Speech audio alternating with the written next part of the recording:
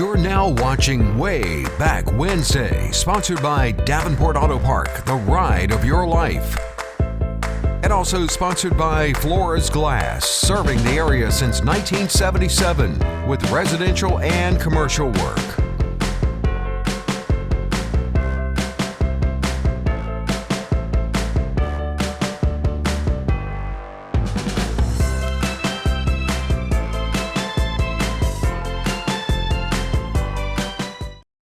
Wanted to share with you tonight.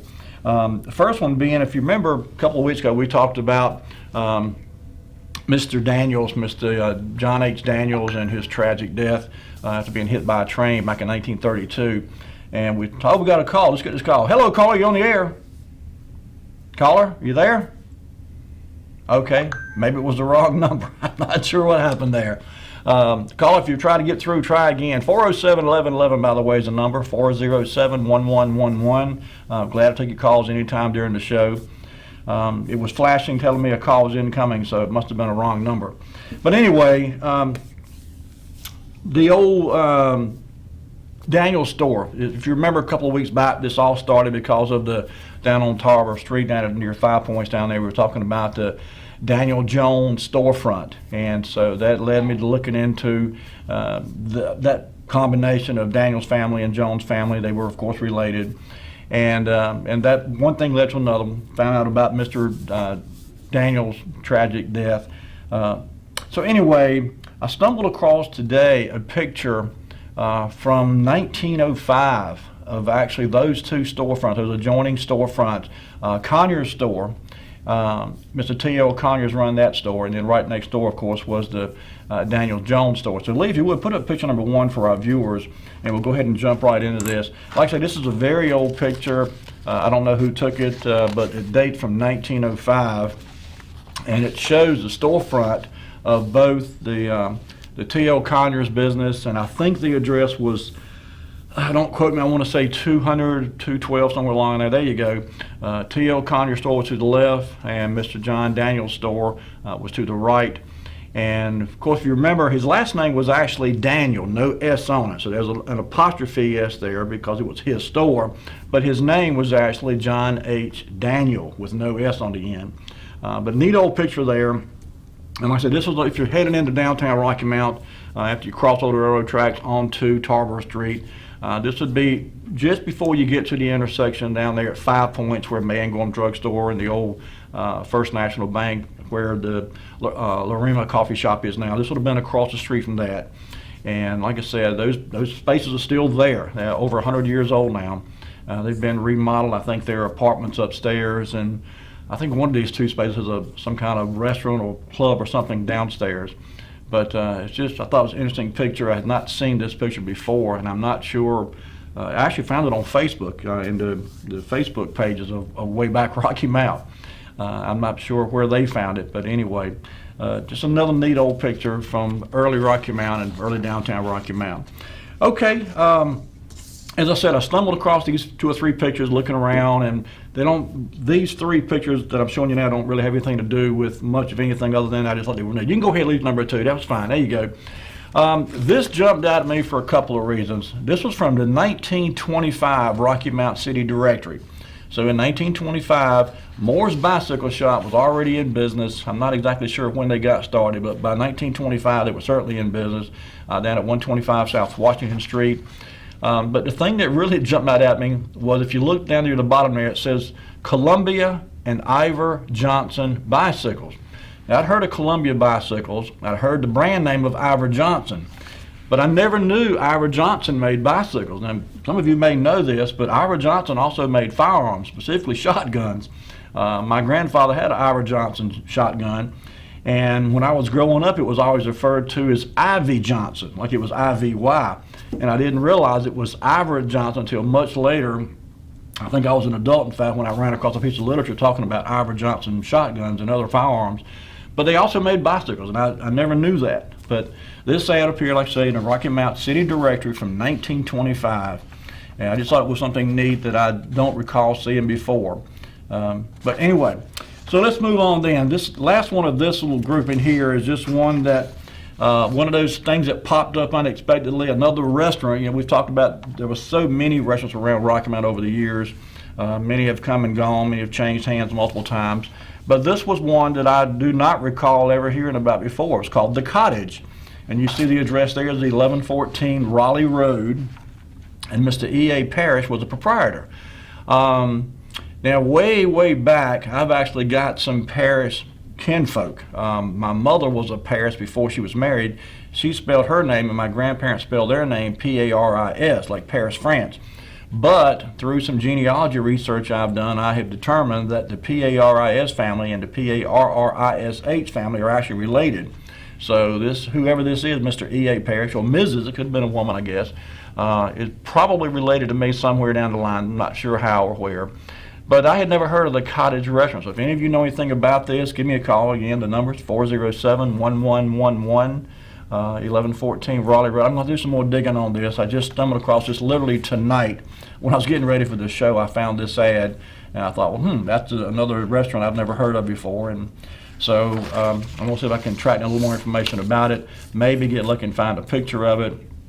But that's one that maybe some of you remember, but it was certainly news to me. And by the way, I should have mentioned too before, this appeared in the Rocky Mount Telegram, this ad anyway appeared May the 15th of 1948. 1948. And I'm not sure how long it was in business, so it may not have been there very long. But at least in May of 1948, the Cottage Barbecue Restaurant was in business, and you said they had old-fashioned barbecue, best in town. I think there's a few folks would maybe dispute that. Mr. Bob Melt for one, Mr. Josh Bullock number two, Mr. Buck Over number three. But anyway, they were proud of their barbecue, obviously. Okay, Lee, let's move on. I mentioned that we were going to talk a little bit about People's Bank tonight, and specifically the People's Bank clock. We've talked in a few shows in the past about the People's Bank, and I found this picture here. And Lee, if you would zoom in on that left corner of the building there, People's Bank building. And by the way, while we're at this view, look in the upper right-hand corner, see where it says People's Bank and Trust. Many folks confuse the spelling of People's Bank. It does not have an apostrophe. Now, you'll see ads, and I've seen multiple ads this week while I was doing research for the night show, where the word People's was spelled P-E-O-P-L-E apostrophe S. But the actual spelling of the name was, as you see there, People's Bank and Trust with no apostrophe after the E, between the E and the S. Okay, Lee. Kind of pan down a bit now. Let's take a look at that clock on the edge of the wall there, on the corner of the building, I should say. There you go. Keep coming down. There you go. I don't know how much tighter you can zoom in on it. You may not be able to get any closer than that. But that clock there you see coming into view at the bottom of the screen there. I remember that clock when I was a child, and I'm not sure when it was taken down. Quite frankly, it may have been later than I'm thinking, but I want to say sometime in the 1970s maybe that clock was taken down. Someone else has the building now, of course. But there's been a couple of stories told about the clock. One I've heard a couple times was that it ended up at a flea market in Wilson, for example. I've never been able to confirm that. I've also been told that it was just trashed, it was thrown away. That's certainly possible. But I've never been able to confirm that either. So whether it's in storage somewhere or whether it was trashed and never to be found, I don't know. But there were some interesting things about that particular clock. When I was doing some research, what I found was that there was a manufacturer that made those clocks very similar, almost identical to that in fact, and they were on banks all over the country. Now take a good look at that clock there. Kind of burn that into your memory, the look of that clock, and then Lee, go on to picture number 5. And this clock is actually on a bank in Litchfield, Illinois, and it is almost identical. You even see it says the First National Bank. Now, we know this is not our bank for two reasons. Number one, the old People's Bank building was never known as the First National Bank. It was known as the National Bank, but if you recall from previous shows, the First National Bank was one block further east on the corner of Washington Street and Tarboro Street, where, again, the Lorima Coffee Shop is now. But this clock that you see here is almost identical to the clock that was on the corner of the building, of the People's Bank building, that I remember as a child. And so I did a little digging into the manufacture of the clock. And this is talking specifically, this little article I found here is talking about this clock you're seeing here on your screen. It says the distinguished green patina of the copper, the timeless stained glass spelling of the First National Bank, and the 4 pearl glass clock dials that kept time day and night for anyone coming or going in any direction was a landmark for downtown Litchfield. And soon its welcoming glow will return to its rightful place with some new updates to keep it ticking long into the future. The clock hung high above the sidewalk on the corner of the First National Bank building for nearly 100 years. Only held by 2 large supporting arms and a set of anchoring chains, it had been in place since before the Great Depression and had witnessed a lifetime of change and progress through downtown. The importance of this timepiece is likely lost or forgotten to current generations. Today, everyone has a cell phone, a watch, or a car radio to look at the time, but 100 years ago, that clock on the corner was significant. Every building on every block of downtown had a small business, including banks, bars, grocers, a saddle repair shop, library, etc. The city hosted hundreds of people a day shopping for goods, depositing money at their bank, or finding some good fellowship at the local bar. Some may have had a pocket watch, but it was just as easy to take a glance up at the First National Bank clock while running your errands. So if you think about it, this is, I'm sure, happened multiple times, hundreds if not thousands of times with shoppers in downtown Rocky Mount. I can see, for example, people at Christmas shopping and, arms full of bags from Christmas shopping and, too inconvenienced to, pull out a stopwatch or a pocket watch or look at your wristwatch. You just look up and you can see that clock from a couple blocks in either direction. That's how big the face was and the dial was. It was easy to see. But the story goes on to tell about this particular clock that hangs on the bank here, the First National Bank in Litchfield. It says that Mr. Oliver B. McClintock originally went into business as the American Bank Protection Company, specializing in alarm systems and vault protection products, which included vault ventilators and chime systems. In 1908, Mr. McClintock paired up with Freeman L. Loomis to create the McClintock Loomis Company in Minneapolis, Minnesota. In 1917, Freeman Loomis left the company, and it was eventually renamed the O.B. McClintock Company. McClintock continued to build clocks and supply alarm systems until 1950, when the Diebold Company purchased the business. McClintock clocks can be found all over the country. Most were attached to financial institutions, but they were also built for other buildings, typically government or schools. 1923 to 1924, the original First National Bank building was torn down and a new building was built in its place. During that time, the bank operated out of 411 State Street. This goes on to tell a little more about the bank itself, but those clocks have been around literally since the early 1900s, and indeed there are some of those clocks. I saw dozens of them online that are still fastened to banks all over the country, and many are still working, in fact. It just is a testament to how well they were put together, how well they were built. They were, of course, wired from inside the bank. There was lighted, the dials were lighted, so at night you could see the clock too and read the time and so forth. It's a neat technology that came into existence far long ago, more so than most folks would have thought it did. Okay, let's move on, Lee. That was number, 5 there? Let's go to item number 6. And we were talking about People's Banking specifically. This is one of my favorite pictures of downtown Rocky Mount. I don't know, it just has an air about it, like I'm looking at an old black and white movie from the 1940s. And you can see the clock in this picture too, it's kind of in the bottom left-hand corner of your screen there. But again, this is a very common design for these types of clocks that are hanging out the corners of banks. As I said, I saw a couple dozen banks all over the country. I looked at a Google search for bank clocks, and if you do that, you'll see they're all over the country. This exact same design, or very similar to this design, I should say. There were some taller, some shorter, but the basic design of the clock with an advertisement above the dial face is very commonplace. And as I said, there's still a lot of these things in use all over the country. Okay, before we can talk about People's Bank and this building that was, as I said, much before it was People's Bank, it was the National Bank of Rocky Mount. And indeed, it was at least one other bank in between being the National Bank of Rocky Mount and People's Bank. But before there was even a bank building there was another business on this corner that we've talked about literally about 3 weeks ago, Griffin's Drugstore. So Lee, if you would, put up item number 7 for our viewers. This picture dates to 1914. By the way, this building, the People's Bank building, was built in 1918. This picture was taken in 1914, and that white building there you see on the left, 2-story building, was Griffin's Drugstore downstairs, and there was also offices upstairs and various businesses occupied space upstairs. But this is the corner of Main Street and Tarboro Street running off to your left, and you're looking south, so this would be the east side of Main Street. The railroad tracks, of course, would be to your right. But in 1914, Griffin's Drugstore was located right there on that corner, and by 1918, this building had been torn down, and a brand new 5-story bank building that was the National Bank at that time was built in its place. And I see by the clock it's time for our first commercial break, so Lee, if you would bring it back to me. We're going to take our first commercial break, folks. If you've got to get a bathroom break or get yourself a little snacky poo, go take care of a little business right now. We'll be right back with more Wayback Wednesday. Don't go anywhere.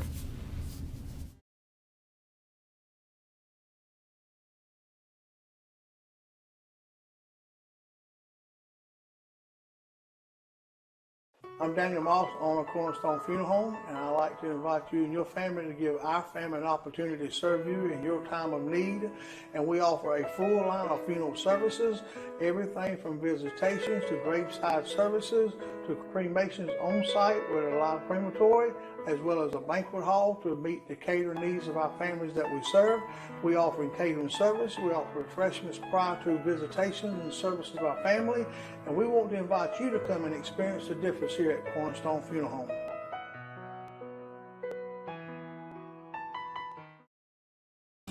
There's a main nerve that leaves your back that goes into your hip and goes down your leg. It's called the sciatic nerve. A back injury can put pressure on that nerve, causing pain, numbness, tingling. Chiropractors can actually help that. At the Hammer Chiropractic Center on Sunset, we know exactly what to do. We have very good relationships with the doctors in Rocky Mount. We like to co-manage people's care. Some medications may help us do our jobs, and our jobs may help their medications work better.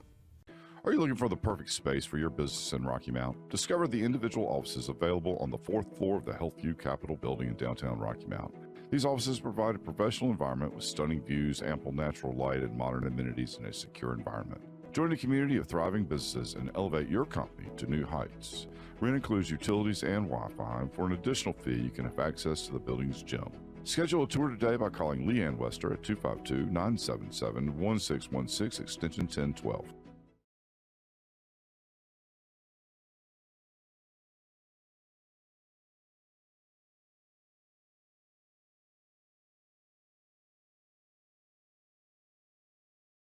Caught that. Did you see that commercial? I did not plan that. If you caught it, raise your hand. If you didn't catch it, stay tuned. We'll talk about it a little bit later on. That commercial, I had no idea it was going to play. That's wild. Okay, talking about People's Bank. There's a clue, People's Bank. In 1920, the Rocky Mount City Directory had a listing for the National Bank of Rocky Mount. By the way, that building was built in 1918. I was able to determine that, what we refer to now as the People's Bank building. It was built in 1918. And as strange as it seems, as grand a building as that is, you would have thought it would have made headlines in every local newspaper. It would have been a grand story. But if it was, I've not been able to find it. I scoured the newspapers.com website today looking for an article.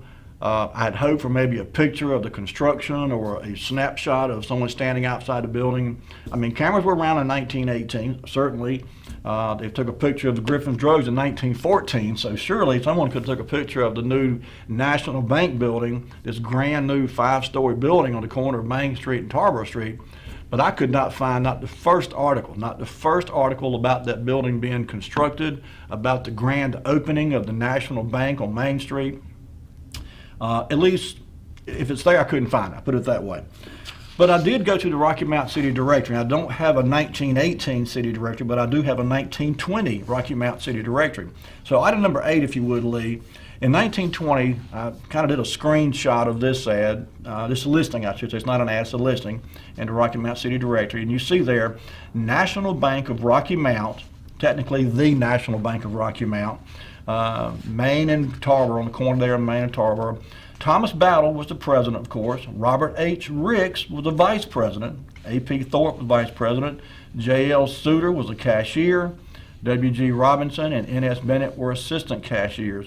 And you know, if you know anything about Rocky Mount's predominantly wealthy family, we'll put it that way, there's a handful of names you see over and over and over again over the history of Rocky Mount. Certainly the Battle family is one of them, and the Ricks family. Thomas Battle was involved with several banks over the years, and so was Robert Henry Ricks, for that matter. And of course, Mr. Thorpe, very well known here in Rocky Mount, the Suter family, Dr. Suter, Tom Suter, of course, WRL TV personality in much, much later years. But so the building was certainly, you know, being used. It was a very prominent bank, brand new by 1920, only been open for a couple of years now. But I was really surprised that I couldn't find not the first article about the grand opening of this beautiful new building on Main Street in Rocky Mount. But let's move on, Lee. I did find a picture of it from 1920, the same city directory, in fact, where this listing here appeared. This picture appeared. This, of course, is the National Bank of Rocky Mount.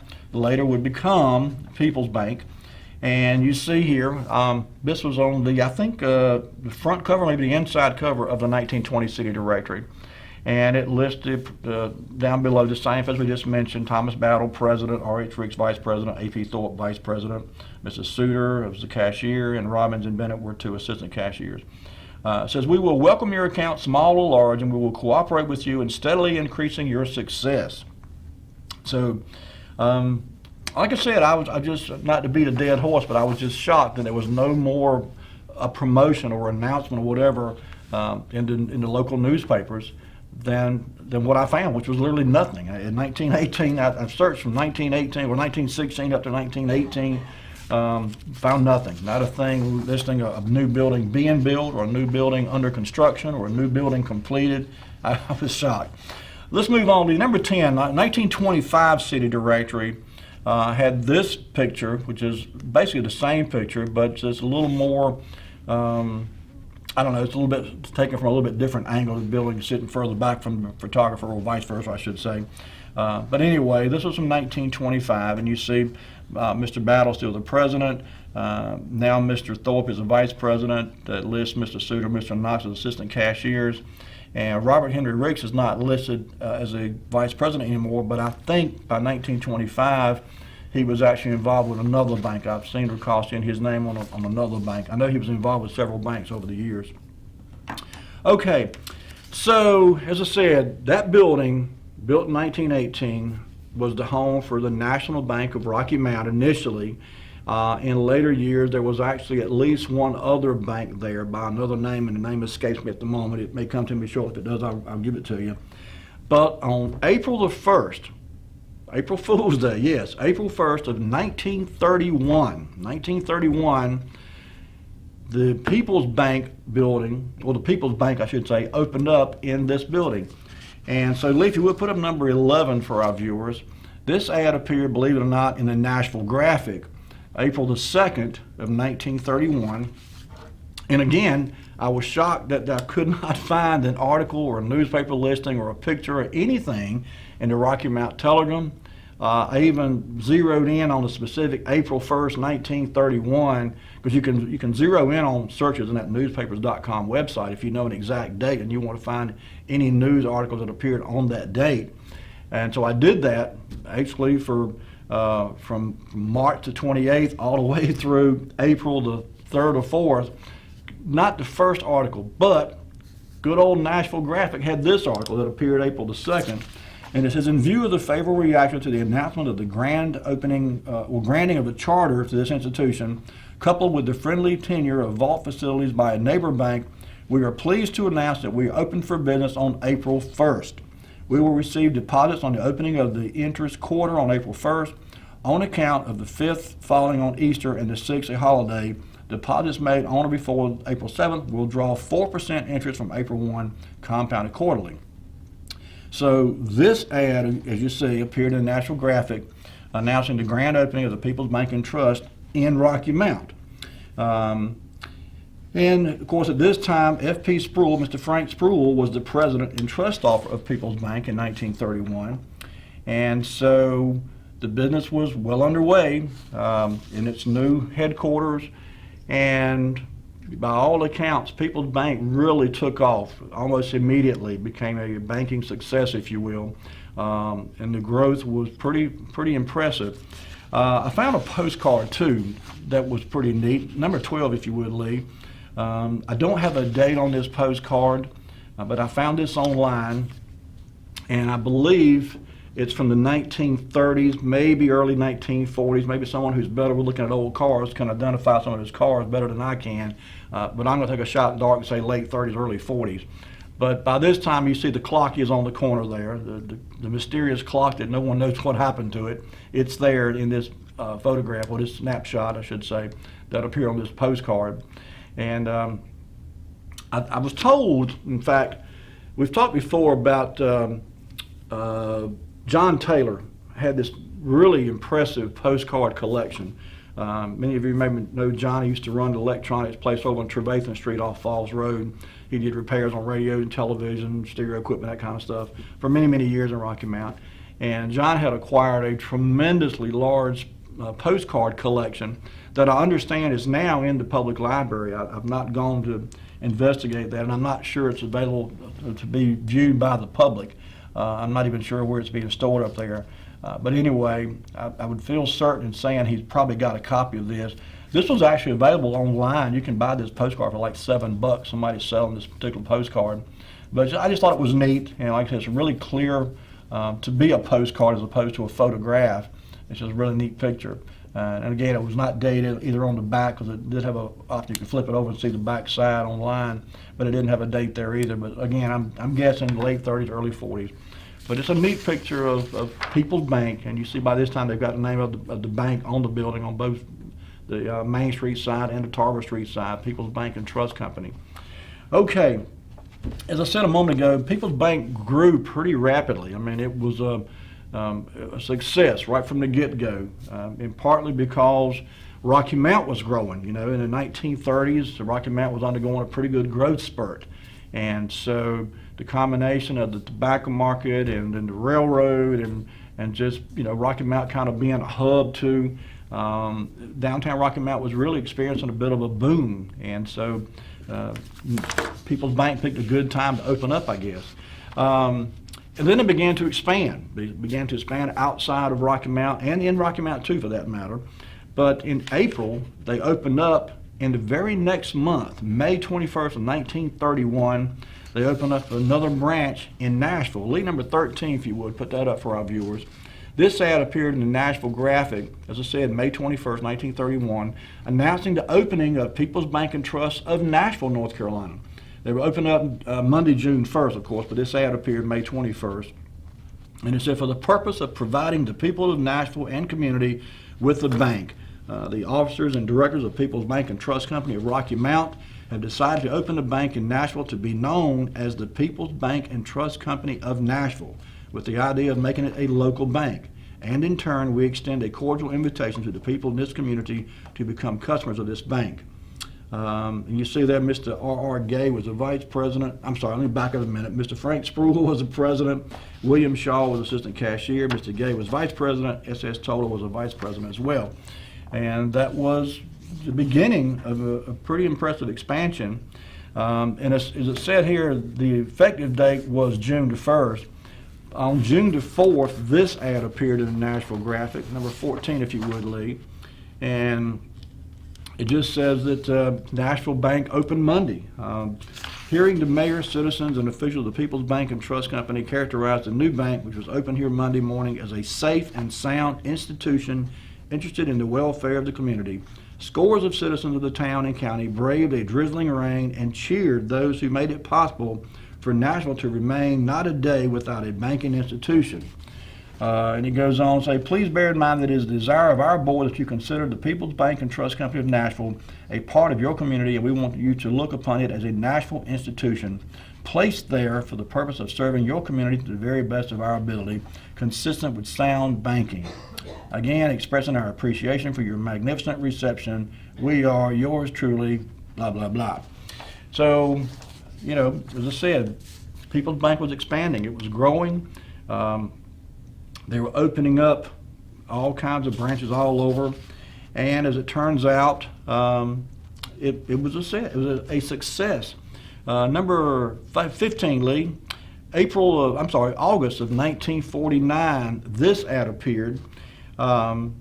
It's one of the few ads where the clock is visible. Bottom left-hand corner, you see the clock there. And of course the date, August 21, we're smack dab in the middle of tobacco season now. And so, and you see the tobacco plant upper left-hand corner there. So this ad was specifically targeting the farmers in the area, tobacco farmers coming to market with their crops. And by now, there's a new branch open at 1415 South Church Street. And there's also a drive-in branch open at 315 North Church Street, okay? The pictures there are kind of grainy. It didn't come out very clear, but it's a little picture of each one of those branches there in the middle of the ad. But this was the only ad I ran across that had a picture of the clock as well. I thought it was kind of a neat ad there. Okay. By 1952, things were starting to go again. People's Bank is growing by leaps and bounds. The bank is opening up more branches and they're spreading. Number 16, if you would, Lee, this ad appeared March the 16th of 1952. And it says, April 1st, 1938, your People's Bank and Trust Company was 7 years old. I had to stop and look at this ad a couple times because the ad came out in March of 1952. There it mentioned 1938. I had to stop and think, well, the bank opened in 1931. So had to get my chronological listing there straightened out. But it says during the 7th year of operation, Mr. Frank P. Spruill, president of People's Bank and Trust Company, was signally honored by being elected president of the North Carolina Bankers Association. So that kind of gives you an idea there about just what kind of exponential growth this bank was going through very early on.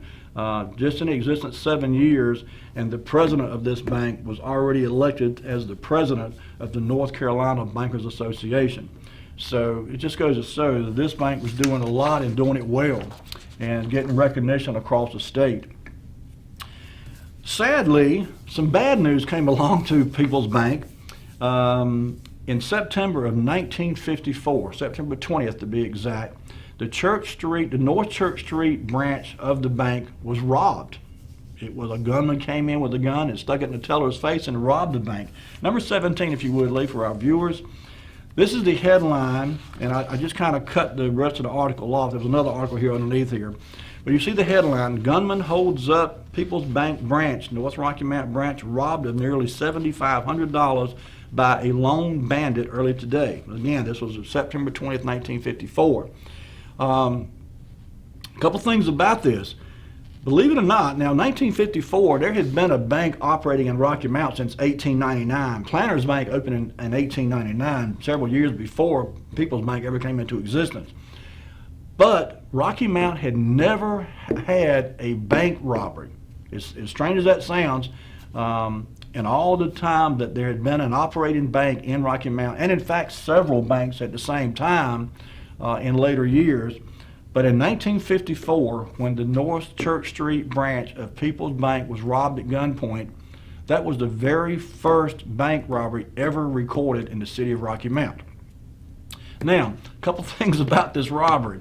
The guy who robbed the bank robbed it with a wooden gun that he had painted with shoe polish. How about that? And he walked in the bank, and in fact, when they arrested him, and he told his story, he was in a bit of a cash crunch. He was in a bind, so he needed some money. He had bills due.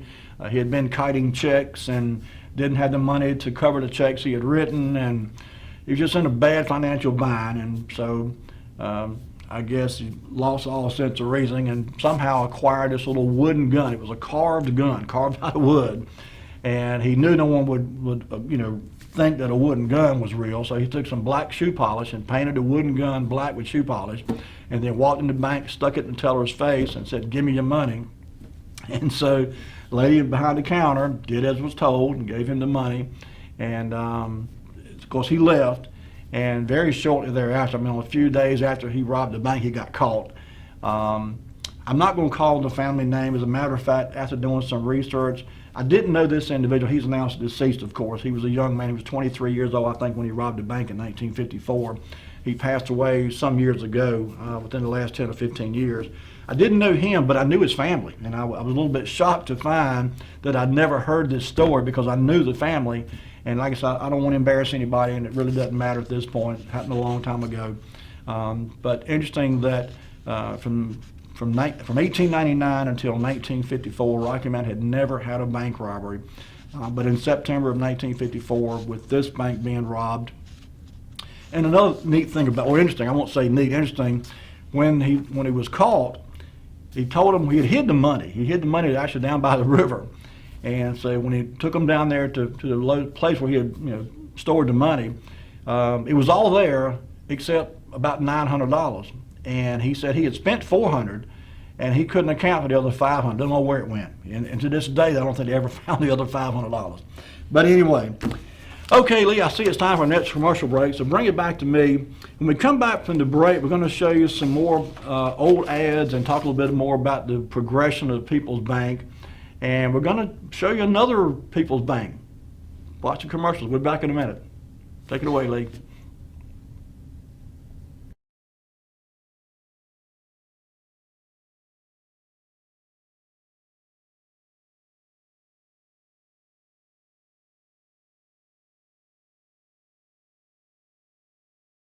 I'm Daniel Moss, owner of Cornerstone Funeral Home, and I'd like to invite you and your family to give our family an opportunity to serve you in your time of need. And we offer a full line of funeral services, everything from visitations to graveside services to cremations on site with a live crematory, as well as a banquet hall to meet the catering needs of our families that we serve. We offer catering service. We offer refreshments prior to visitations and services of our family. And we want to invite you to come and experience the difference here at Cornerstone Funeral Home.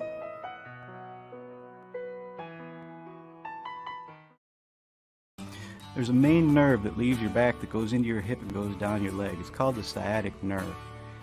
A back injury can put pressure on that nerve, causing pain, numbness, tingling. Chiropractors can actually help that. At the Hammer Chiropractic Center on Sunset, we know exactly what to do. We have very good relationships with the doctors in Rocky Mount. We like to co-manage people's care. Some medications may help us do our jobs, and our jobs may help their medications work better. Are you looking for the perfect space for your business in Rocky Mount? Discover the individual offices available on the 4th floor of the HealthView Capitol building in downtown Rocky Mount. These offices provide a professional environment with stunning views, ample natural light, and modern amenities in a secure environment. Join a community of thriving businesses and elevate your company to new heights. Rent includes utilities and Wi-Fi, and for an additional fee, you can have access to the building's gym. Schedule a tour today by calling Leanne Wester at 252-977-1616, extension 1012.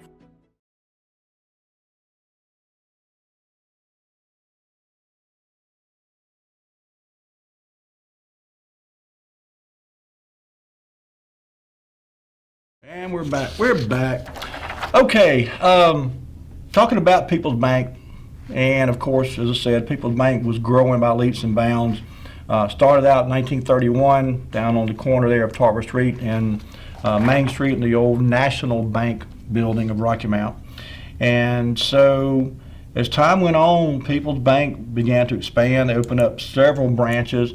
In fact, Lee, if you would, item number 18, this ad appeared in the Rocky Mount Telegram August the 28th, 1955. And it just, again, this is an ad targeted at the local farmers. August, again, tobacco season. And so they were, trying to get the farmers' business, if you will.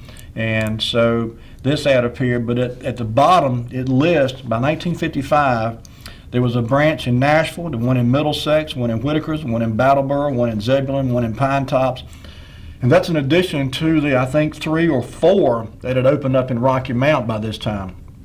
So, again, it was growing by leaps and bounds, and, it's hard to think about a bank outgrowing that 4 or 5 story building there on the corner of Thomas Street and, Tarver Street and Main Street. But there began to be rumbles about needing more space. Plus, that building was starting to have some issues. I read a couple of articles that said the roof was leaking, and in fact, one of the customers was walking by the bank one morning before the bank opened and saw water run out the door of the bank. And they managed to call someone who worked at the bank and got them there earlier, and they had a bursted pipe up on the second or third floor, I think, and the water had ran down, flooded the entire floor and ran down the stairway, down the elevator shaft, I guess, too, and was literally running out the door of the shop, of the bank, downstairs on the sidewalk outside the bank.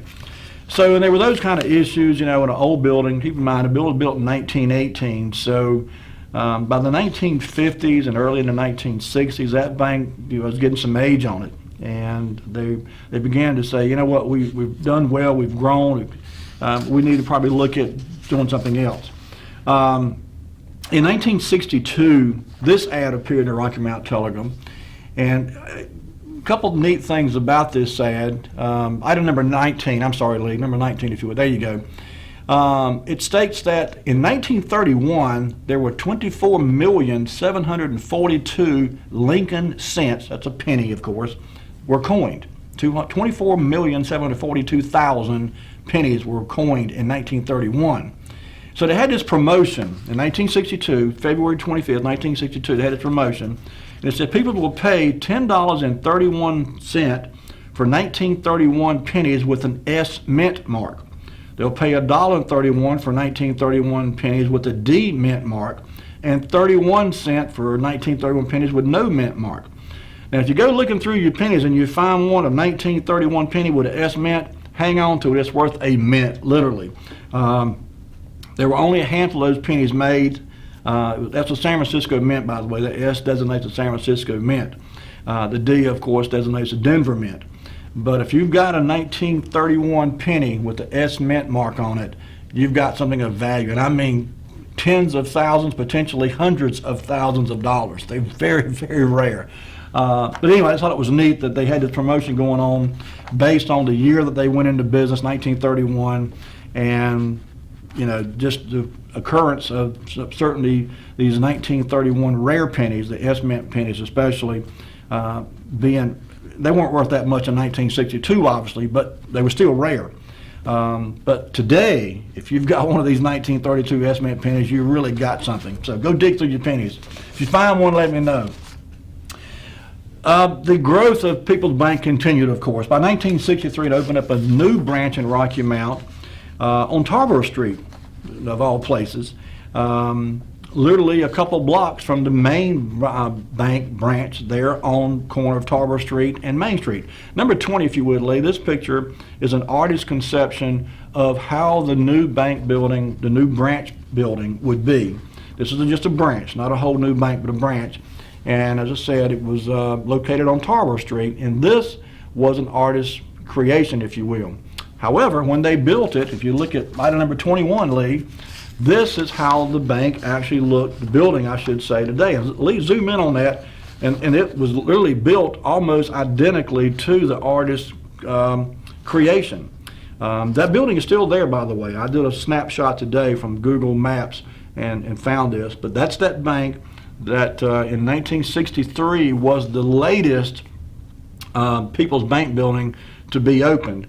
I'm not sure how long it was in operation. I seem to recall going to that bank a time or two to cash a check or get change or something. I forgot why I went in there, but it's been not a bank there you go. For many years now, it has not been a bank. But that is, I mean, if you look at the artist's rendition in 1963, prior to the bank being built, the branch being built, it's identical. I mean, it's exactly like that. There's been some changes over the years. I mean, the structure is what I'm talking about. The structure is the same. The cosmetics have changed. The right side of the bank was the drive-through. That's where the drive-through window was. And so that has been obviously removed and taken out and windows put in place of it. But the actual building itself still stands, built in 1963, so it's, what's that, 50 some years old now? 60 years old, I guess. Anyway, I thought it was a neat picture there. Okay, Lee, so as I said, People's Bank was growing. The old building was literally falling down. It had gone to leaking. It needed repairs. So they began to look into building a new bank. And in 1964, everything came together to build a brand new People's Bank. And they chose the corner down there of Franklin Street and Western Boulevard. So Lee, if you would, look at, let's pull up item number 22. This article appeared in the Rocky Mountain Telegram with this associated picture. And you might want to zoom, there you go. And I'll read the caption. It's breaking ground. It says, William H. Stanley, Executive Vice President, is shown at the controls of a machine which started excavating for a basement at the site of new home office building for People's Bank and Trust Company at the corner of Franklin Street and Western Avenue. I think I said Boulevard a while ago. Obviously, it's Western Avenue. Groundbreaking yesterday was ahead of schedule. DJ Rosen's son, the builder, expects building to be ready by April 1st of next year. Keep in mind, the original People's Bank opened up April 1st of 1931. So in 1965, they were projecting to have the new bank open on April 1st of 1965. So the structure will have 4 floors in addition to the full basement. A plywood fence has been constructed to enclose the area, but peepholes will be provided for the sidewalk superintendents, meaning those that wanted to kind of take a peek inside and see how the bank was progressing along. So that was March of 1964 that the groundbreaking was taking place, and this machine was being used to dig out what would eventually become the basement for the bank. Number 23, Lee. September of 1964, the basement part is dug out.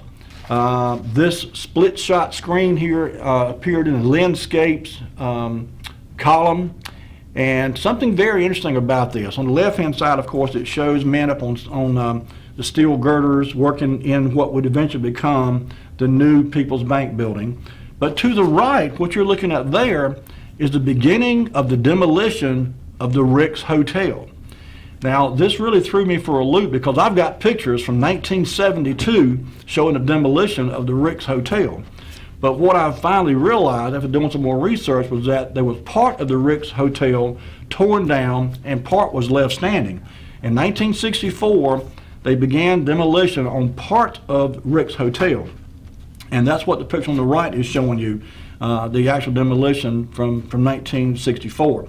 As I said, in 1972, the remainder of Rick's Hotel was finally brought down and done away with. Okay, Lee, number 24, February 1965, this shows a crane lifting the 12.5-ton vault door for the bank into the basement. That's where the vault is in that building. It's in the basement. And so they had this crane brought in to lower the vault door down into the basement. And this picture is taken by Larry Tucker for the landscapes column. I mentioned earlier they had tried to set April 1 of 1965 for the grand opening. Obviously, this is February of 1965, so they're pushing it really close to open by April 1. Sadly, they didn't make their deadline. They didn't miss it too terribly far. Number 25, if you would, Lee, June the 17th of 1965, they finally got the new branch open. And this is obviously a long article. I'm not going to read the whole thing. I'm running short on time, too. But they had projected April 1 opening of the new bank, and it didn't happen until June 17th, some 2 months later, but still, they were pretty close on their projection. And for those that caught it, that commercial we showed earlier of that white building that the mayor was narrating the background, talking about, come in and rent space, that was the new People's Bank building in 1965. That's when that bank was opened up, and it was a beautiful bank, still a beautiful building, in fact. I was in that building originally, it was a couple years ago.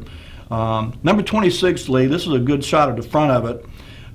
Many of you may remember there was a fountain in front of this building, and there was a really beautiful landscaping done around the front of it. You see the really nice plant to lay out there, bushes and ground cover and so forth.